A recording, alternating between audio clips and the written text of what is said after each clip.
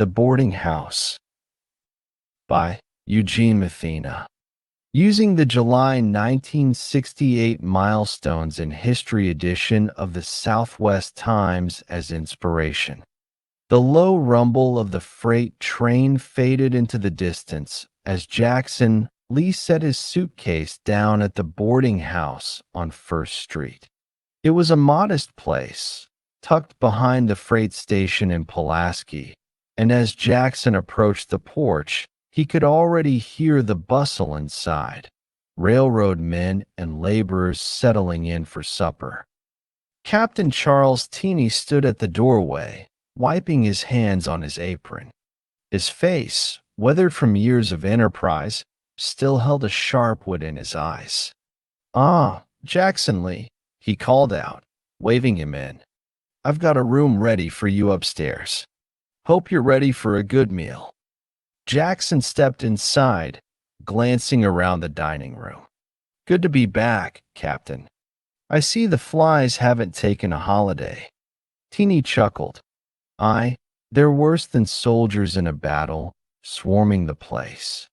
He pointed to a peculiar contraption above the long dining table. "But don't you worry none. I rigged up a set of fly sweeps. Watch this." As Jackson took a seat, Mrs. Teany, a frail but determined woman, entered with a steaming pot of coffee.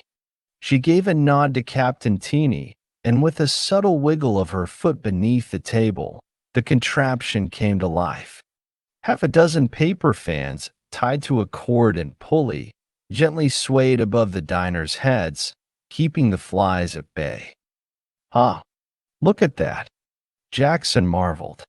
"You never cease to amaze me, Captain. Next, you'll be building machines to drive the trains themselves." Teany grinned, pouring himself a cup of coffee. "Give it a decade or two, lad. But for now, this keeps Mrs. Teany's poor hands free of a fly swatter." Jackson leaned in with a curious glint in his eye. "Speaking of contraptions, I heard a tale about your cannon. Recovered from Saltville, was it?" Captain Teany's face brightened, as if recalling some grand adventure. "Saltville? No, lad. That old field piece came from Cloyd's Mountain, though some folks swear it was Saltville." He leaned closer, lowering his voice. "Now, there's a story. We used that cannon in the parades, sham battles, the whole spectacle. Even shot a soggy wad that marked per Mr. Moorhead's face. I swear, the man's been powder-marked ever since." Jackson laughed. "I've heard of Moorhead. Good thing it wasn't a worse injury, or your reputation might have been more shot than the cannon." Captain Teany slapped the table, clearly enjoying the banter. "Oh, it's all in good fun, lad. We won every sham battle. Mind you, the townsfolk loved it." His expression turned more serious. "But you know, Pulaski isn't just about these tales. My yard got tangled up in a fight with the railway.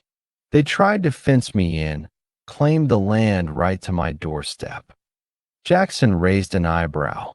"So what did you do?"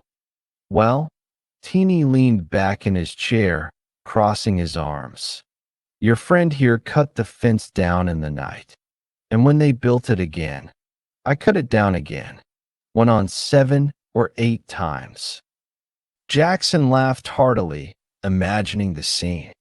"I'd expect nothing less from you, Captain." The dining room was alive with conversation, the swish of the fly sweeps, and the clatter of plates. Outside, the sun dipped behind the mountains, casting long shadows across the quiet town of Pulaski. As Jackson sipped his coffee, he glanced at Captain Teany.